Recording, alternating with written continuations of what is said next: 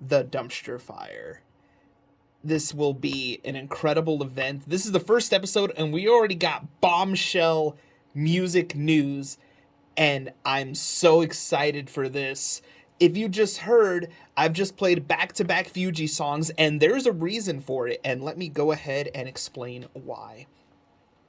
Ms. Lauryn Hill and the Fugees are back.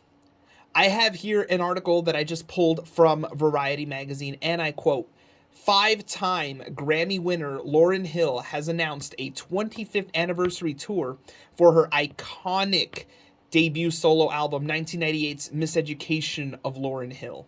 Hill's former group, the Fugees, who abruptly canceled the planned 25th anniversary tour around their multi-platinum album, the Score album, last year. They said they were doing it because of the pandemic, but looks like the pandemic has certainly eased up quite a bit.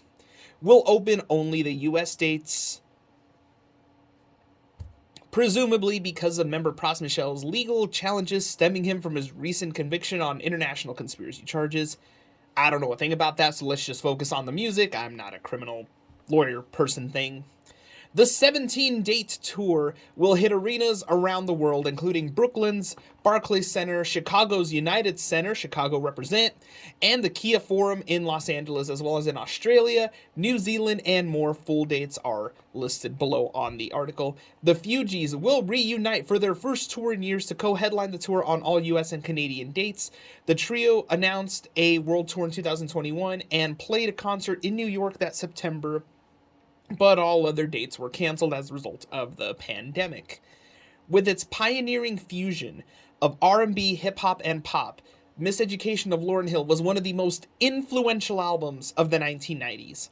Entered into the Library of Congress in 2015, it was the first hip-hop album to receive an Album of the Year Grammy Award, and made Hill the first woman to be nominated for 10 Grammy Awards in 1 year, and the first woman to win 5 Grammys in one night. However, she has only released one album since then, an MTV Unplugged concert recorded in 2001, though she has toured frequently. Hill says, and I quote, "The Miseducation of Lauryn Hill was a love song to my parents, my family, my people, my musical and cultural forebears, my teachers, my loves, my creator. I wrote love songs and protest songs, still love songs, about the subjects and interests that inspired and moved me. I was confident that what inspired me would resonate with an audience that had been led to believe that songs of that kind would only live in the past." She goes on further to say, "I loved music. I love people. I truly felt grateful to God for my life and genuinely blessed to have a platform where I could share wisdom and perspective through music," she continues. "I felt a charge to challenge the idea that certain kinds of expression and or certain kinds of people don't belong in certain places. I loved showing what could work or happen provided there was imagination, creativity, and love leading the way." This is going to be an incredible show. It is coming to Denver November 2nd at the Ball Arena. I gotta find a way to go to the show. It's gonna be incredible. The Miseducation of Lauryn Hill, just such an iconic album. The Fugees are just such an iconic group. So much of even like today's hip hop, you can directly correlate that back to the Fugees. They were innovators. They were pioneers. The Score, still just one of the most influential albums just ever made.